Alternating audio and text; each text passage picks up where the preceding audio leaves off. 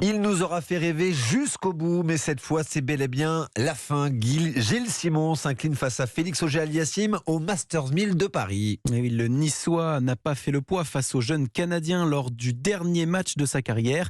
Bonsoir Colin Abgral. Bonsoir Guillaume. Vous êtes en direct de l'aréna de Bercy. Une cérémonie s'est tenue à la fin du match pour rendre hommage aux joueurs français. Oui, après une rencontre d'une grande générosité d'abord de sa part, malgré son âge, malgré la fatigue, malgré son adversaire, vous l'avez dit, de 15 ans, son cadet 8e mondial. La marche était trop haute pour Gilles Simon qui s'est incliné en 2-7, 6-1, 6-3. Mais le moment que tout le monde attendait, c'était l'hommage qui allait lui être rendu. Il a été très fort en émotion pour le public et pour Gilles Simon d'ailleurs. Il a tenu à remercier avec l'humour qui le caractérise son public français. Il y en a qui ont été vraiment adorables et qui espéraient que je gagne le tournoi. Mais franchement, j'ai vécu des émotions incroyables cette année, peut-être les meilleures de toute ma carrière.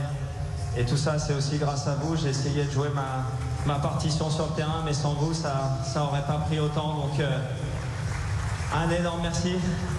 On joue au tennis pour ça.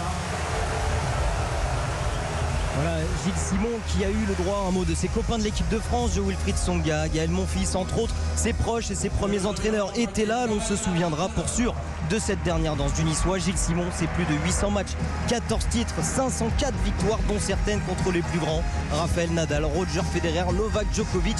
Il a éclairé ce début de tournoi et a soigné sa fin véritablement. Mais aujourd'hui, c'est officiel, à 37 ans, Gilles Simon est désormais retraité. Colin Abgral du service des sports d'Europe 1 en direct de l'aréna de Bercy.